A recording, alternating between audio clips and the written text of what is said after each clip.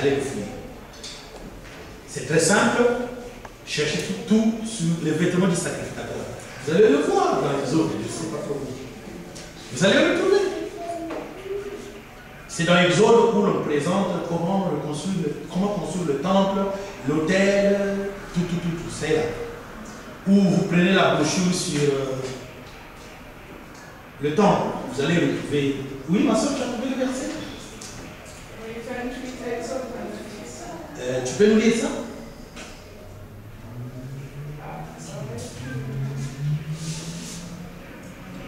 Fais approcher de toi ton frère Aaron et ses fils. Prends-les parmi les Israélites pour qu'ils te servent en tant que prêtres. Il s'agit d'Aaron et de ses fils Nadab, Abihu, Eliezer et Itamar. Tu feras à ton frère Aaron des vêtements sacrés pour marquer son importance et son rang. Tu parleras à tous les artisans que j'ai remplis d'un esprit d'habileté, et ils feront les vêtements qu'Aaron portera lorsqu'il sera consacré, lorsqu'il remplira la fonction de prêtre pour moi.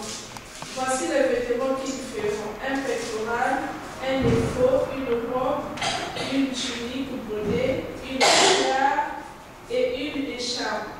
Ils feront les vêtements sacrés destinés à mon frère Aaron et à ses fils lorsqu'ils rempliront la fonction des prêtres pour moi.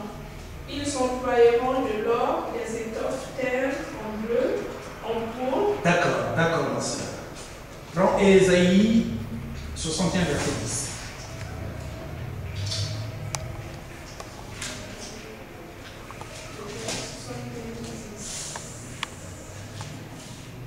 Je me réjouirai en l'Éternel, tout mon être tressaillira d'allégresse à cause de mon Dieu, car il m'a habillé avec les vêtements du salut. Voilà le texte. Ésaïe 61, verset 10. Oui, frère? 61, verset 10. Et c'est le vêtement que revêtait le souverain sacrifice.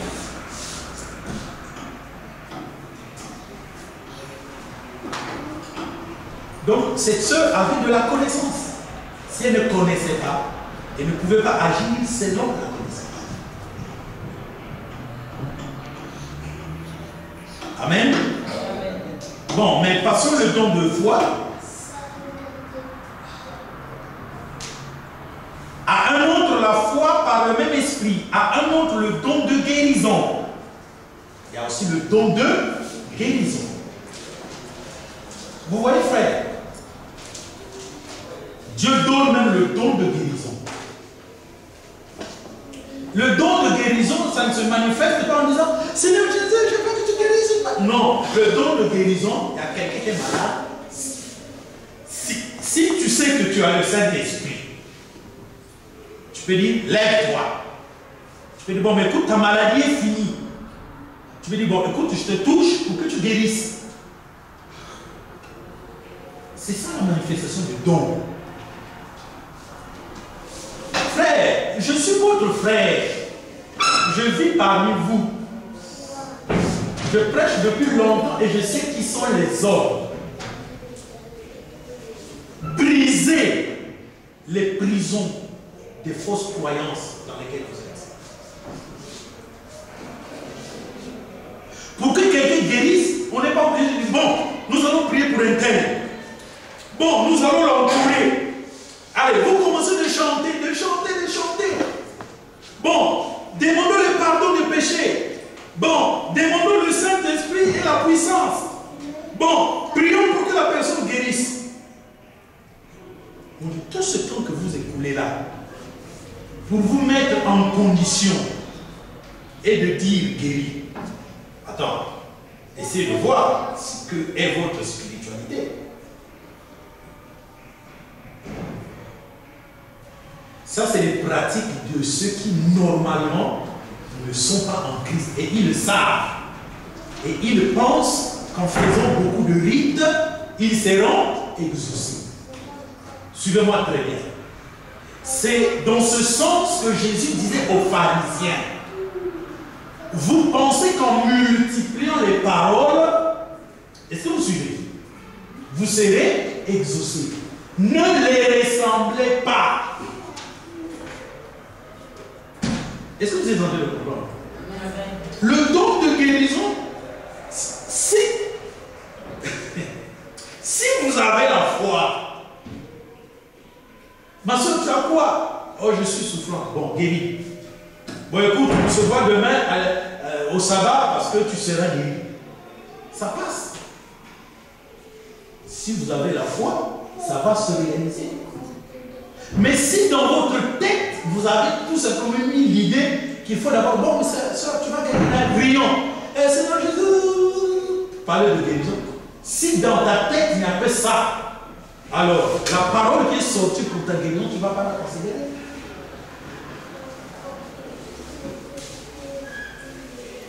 Le peuple juif qui est entré dans l'église au 1er siècle, c'est un peuple qui connaissait l'Ancien Testament, n'est-ce pas? C'est pas vrai? Ils connaissaient l'Ancien Testament. Ils avaient le temple, et quand on a détruit le temple, ils avaient les synagogues, et il y avait des jours même de prière pour les malades dans les synagogues. Un jour, on a reproché à Jésus de dire qu'il y a 6 jours dans la semaine où vous devez venir vous faire guérir. Mais ne venez pas vous faire guérir le jour de sabbat. N'est-ce pas? Donc, il y avait même des jours spéciaux pour la guérison. Mais quand le Saint-Esprit est descendu le jour de la Pentecôte, et que les gens ont vraiment reçu le Saint-Esprit, est-ce qu'ils embêtaient les apôtres pour avoir la guérison de leurs malades? Non. Les apôtres avaient reçu le Saint-Esprit tout autant qu'eux. Et ils avaient une manière d'exprimer leur foi. Qu'est-ce qu'ils faisaient? Ils plaçaient des malades. Juste dans une position telle que l'ombre de Pierre touche les malades et guérissent leur maladie. Est-ce que Pierre leur avait prêché ça? Hein? Non. Mais leur foi ne produisait-elle pas la guérison de leur maladie? Oui. L'ombre.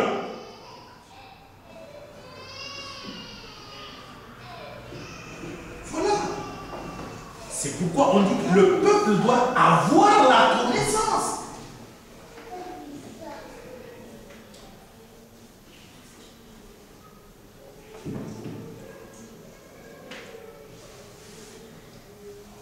Jésus avait dit, si vous croyez en moi, vous ferez des choses plus grandes que celles que j'ai faites, n'est-ce pas? Est-ce que l'ombre de Jésus avait guéri quelqu'un? L'ombre. Jamais. Mais là, l'ombre de Pierre guérissait les malades, frère. On prend les malades, on les met, on dit, bon, comme il est telle heure, le soleil est sur telle position, le monsieur là, il est fatigué, c'est sûr qu'il ira dans le lieu secret se soulager, mais quand il passera, son ombre passera par là. Ça nous suffit pour que nos malades, les gens qui sont malades guérissent. Et les gens qui étaient malades guérissaient. Vous allez retrouver ça dans Actes chapitre 5.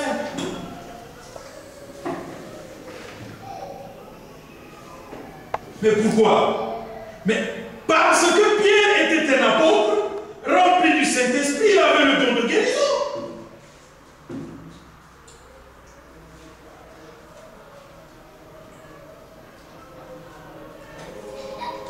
Amen. Le don de guérison, même toi tu peux le recevoir.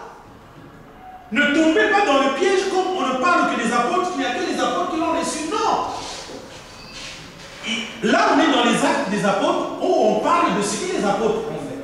Dans 1 Corinthiens ici, c'est les apôtres en question qui commencent à nous expliquer les choses.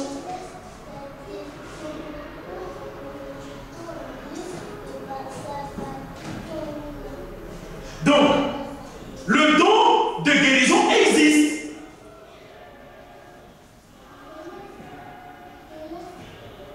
Est-ce que vous y croyez? C'est là le problème. Ne dites pas nous le croyons. Non, ne me le dites pas. Parce que vous dites nous le croyons, mais c'est demain, après-demain, c'est vous qui allez m'appeler pour prier pour vous. Vous voyez? Donc comprenez les choses. Vous êtes rempli du Saint-Esprit? Oui. Mais pourquoi dès que l'enfant est malade là-bas, vous m'appelez? Ou non, pour que tu pries? Écoute, arrêtons un peu ces fausses doctrines. La Bible dit, quelqu'un est-il dans la souffrance qu'il prie? Mais vous ne croyez pas que Dieu est en vous. Bien-aimés, je le répète encore aujourd'hui. Quand vous êtes dans une situation difficile, la première des choses, c'est pas m'appeler. La première des choses, c'est de vous rappeler que Dieu est avec vous là où vous êtes. M'appeler signifie que vous ne croyez pas qu'il est là.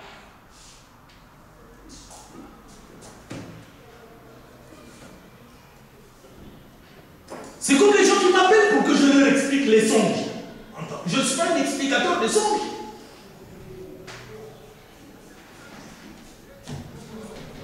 Le domaine des songes est un domaine trop complexe.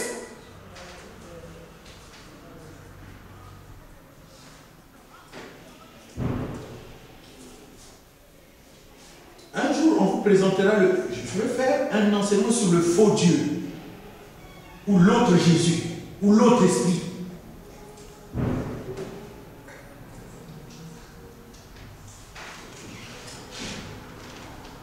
Dieu, Jésus, c'est où tu l'as, ou il n'est pas quelque part.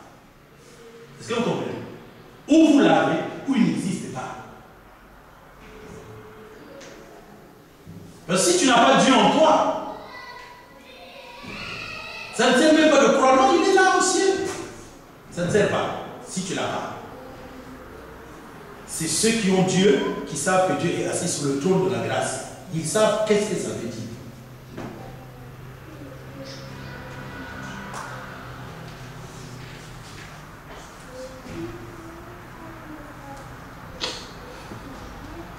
Amen. Amen. Le don de guérison, vous l'avez. Effectivement, ce don-là va se manifester devant un malade.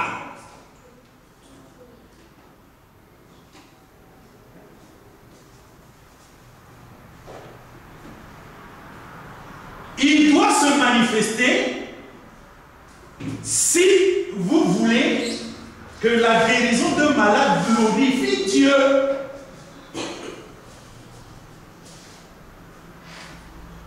Mais si votre vie ne glorifie pas Dieu, pourquoi vous voulez que Dieu vous utilise en guérissant un malade? Il ne vous utilisera pas, parce que si le malade guérissait, ça va vous enorgueillir. Et donc ce don-là va se manifester dans le temple du Saint-Esprit. Un frère ou une sœur qui marche pour la gloire de Dieu et non pour sa gloire à lui. Voilà pourquoi ce don ne se manifeste pas. Si tu veux faire de ton don de guérison une occasion de créer une église, vite fait, le diable va t'enorgueillir et il va remplacer le don de Dieu par tout ce que lui il obtient. Je vous l'ai déjà expliqué. Toutes les grâces destinées au peuple de Dieu, que les anges ne peuvent pas donner au peuple de Dieu parce que le peuple de Dieu n'est pas en ordre.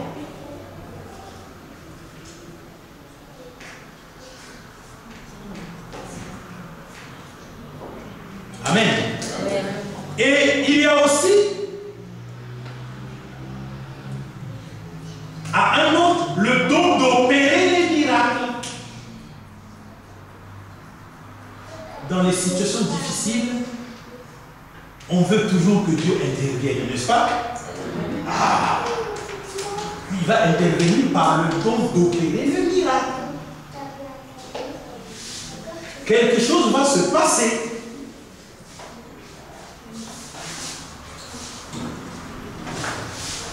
Que quelqu'un ne peut pas justifier. Frère, coupe un peu là. Coupe.